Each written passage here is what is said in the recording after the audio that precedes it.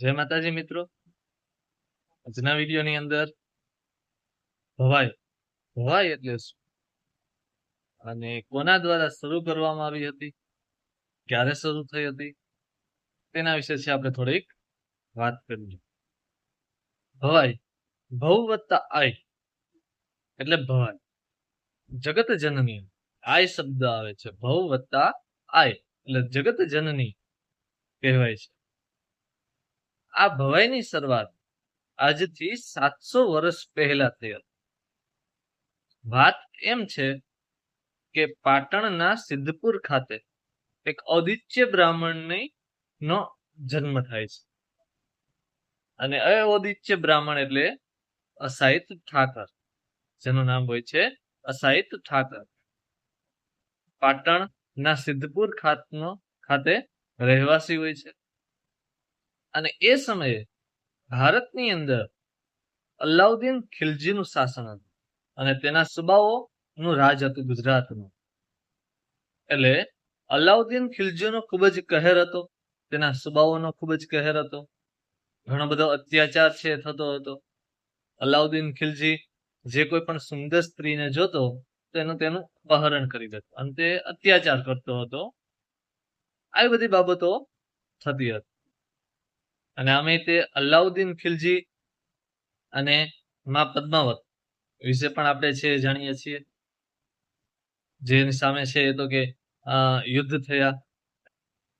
તો એટલા માટે અલાઉદ્દીન ખિલજીનો ખૂબ જ કહેર હતો, અત્યાચાર ચાલુ હતો અને એવા સમયે અલાઉદ્દીન ખિલજીના સુબાઓ જે ગુજરાતની અંદર હતા અને સિદ્ધપુર ખાતે અસાહિત ઠાકર પોતે તો કે અલગ અલગ નર્તન કીર્તન અને અલગ અલગ કલાઓ ના પાત્રો છે ભજવતા હતા અને પોતે કલાની રજૂઆત કરતા હતા.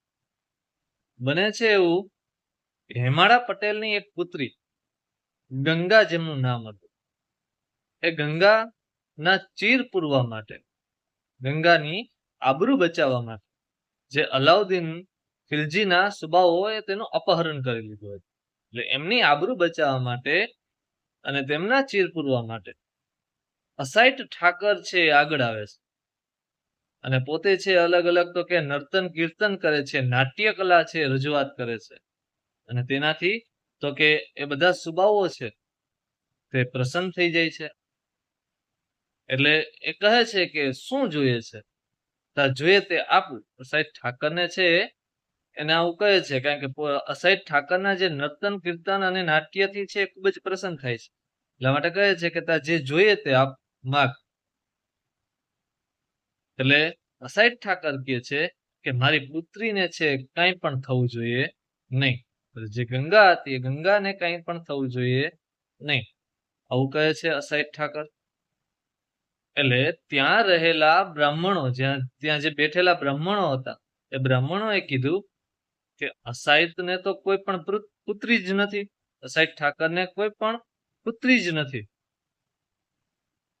એટલે આ વાત જાણવા મળે છે, સુબાઓને ખ્યાલ આવે છે અને છે પછી તો આપને પણ ખબર હશે કે ભાઈ આ વાર્તા જે છે તો કે આગળ જતા તો કે એક ભાણે જમવાની વાત કરે છે.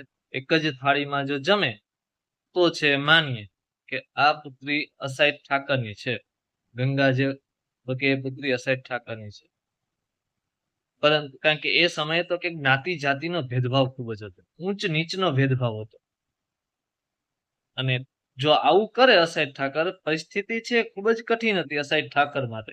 કારણ કે જો અસાહિત ઠાકર છે ગંગા સાથે એક જ થાળીમાં જમે તો અસાહિત ઠાકરને છે પોતાની જ્ઞાતિમાંથી નાત બહાર છે કાઢી મૂકવામાં આવે, ગામ બહાર છે કરી દેવામાં આવે છે. આવી પરિસ્થિતિ હતી. તેમને પછી તો કે કોઈ બોલાવે નહીં, તેમની મદદ ન કરે.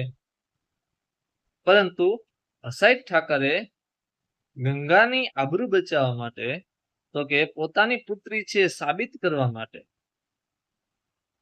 એક જ ભાણે છે જમે છે, એક જ થાળીમાં છે જમે છે અને આગળ જતા તો કે તેને નાત બહાર કાઢી મૂકવામાં આવે છે. અસાહિત ઠાકરને જ્ઞાતિ બહાર કાઢી મૂકવામાં આવે છે અને આગળ જતા તો કે લોકોને જાગૃત કરવા માટે, જાગૃતિ પ્રત્યે તો કે શિક્ષણ આપવા માટે, શિક્ષણની સાથે સાથે મનોરંજન પૂરું પાડવા માટે તો કે અસાઈટ ઠાકરે અલગ અલગ 360 પ્રકારના વેશોની રચના કરી. અલગ અલગ 360 પ્રકારના વેશની રચના કરી. અને એમાં સૌથી જૂનામાં જૂનો વેશ એટલે કે રામા મંડળ, રામાપીરનો વેશ, જે આપણે રામા મંડળ તરીકે પણ ઓળખીએ છીએ. એટલે કે રામાપીરનો વેશ. આવી રીતના ઘણા બધા વેશ છે. 360 વેશની રચના કરી. અને એ દરેક વેશની અંદર મનોરંજનની સાથે સાથે તો કે શિક્ષણ પણ મળતું હતું. સમાજને તો કે જે આવી કુરૂઢિઓ હતી, કુરિવાજો હતા, તેમાંથી બહાર લાવવા માટે તો કે એ જાગૃતિ પણ છે તો કે એ જ નાટકની અંદર છે આપવામાં આવતું હતું. એટલે સૌથી જૂનામાં જૂનો વેશ છે રામા મંડળનો વેશ કહેવામાં આવે છે. ઝંડા ઝુલણનો વેશ પણ આવે છે. કાનગોપીનો વેશ આવે છે. અજોડાનો વેશ આવે છે. આવા અનેક એવા વેશ છે તો કે એની રચના કરી 360. એટલે કે રોજ આખા વર્ષની અંદર તો કે રોજે રોજ એક દિવસ અલગ અલગ વેશની રચના કરી. 360 દિવસનો એક વેશની રચના કરી. એટલે આવી રીતના છે તો કે અસાઈટ ઠાકર દ્વારા, અને આ જ બધા વેશને છે તો કે આપણે ભવાઈ કહીએ છીએ. અને આની અંદર તો કે અલગ અલગ છે પાત્રો આપણે જોવા મળે છે. દરેક વેશની અંદર આપણે જોઈએ તો મોટા ભાગના છે પુરુષો જ આની અંદર છે પાત્ર ભજવતા હોય છે. સ્ત્રીઓનું પણ પાત્ર છે પુરુષો જ ભજવતા હોય છે. પછી રામા મંડળ હોય, કાનગોપી હોય કે કોઈ પણ પ્રકારનો આમાંથી કોઈ પણ પ્રકારનો વેશ હોય, ત્યાં મોટા ભાગે આપણે ભવાયા કહીએ છીએ. તો ભવાયાની અંદર પણ તો કે આ જ જોવા મળે. એ પણ તો કે આ 360 વેશોમાંનો એક વેશ. તો આવી રીતના સાહેબ ઠાકર દ્વારા આજથી 700 વર્ષ પહેલા, એટલે જ્યારે પોતાને નાત બહાર કાઢી મૂકવામાં આવ્યા તો ત્યારે છે પોતે હિંમત ન હાર્યા, પરંતુ સમાજને જાગૃત કરવા માટે, લોકોને જાગૃત કરવા માટે છે એમને આવી રીતના અલગ અલગ રોજે રોજ એક નાટ્ય કલાની રચના કરી, અલગ અલગ વેશની રચના કરી અને લોકોને જાગૃત કરવાનું કામ તેમને કર્યું હતું. અલગ અલગ છે તો કે તેની અંદર તો કે વગાડવા માટેના અલગ અલગ જે વાદ્ય હતા, જે સાધનો હતા, જેને ભૂંગળ તરીકે પણ ઓળખવામાં આવે છે, તેના અલગ અલગ સાધનોને. તો આવી રીતના અલગ અલગ વેશ દ્વારા તો કે લોકોને જાગૃત કરવા માટે, તેને પ્રેરણા આપવા માટે, જે આજના સમયે પણ હજી પણ રામા મંડળ, કાનગોપી, ભવાયા આ બધા વેશ આજે પણ હજી પણ છે રજવાતા જોવા મળે છે. એટલે આ અસાઈટ ઠાકર એ નાનકડો એવો છે પ્રસંગ મેં તમારા સમક્ષ રજૂ કરીએ. એટલે ખૂબ જ ગમ્યો હશે. કંઈક શીખવા, કંઈક જાણવા છે તમને જરૂર આ વિડીયોની અંદરથી મળતું હશે. દરેક વિડીયોમાંથી કેવો લાગ્યો તે મને કમેન્ટ કરીને જરૂર જણાવજો. કારણ કે તમે કમેન્ટ કરશો તો મને વધારે ખ્યાલ આવશે અને એ મુજબ છે હું આગળના વિડીયો બનાવું. એટલે આવતા વિડીયોની અંદર ફરી કોઈ આવો નવો ટોપિક છે લઈને આવીશ. ત્યાં સુધી છે જોડાયેલા રહો. જય માતાજી.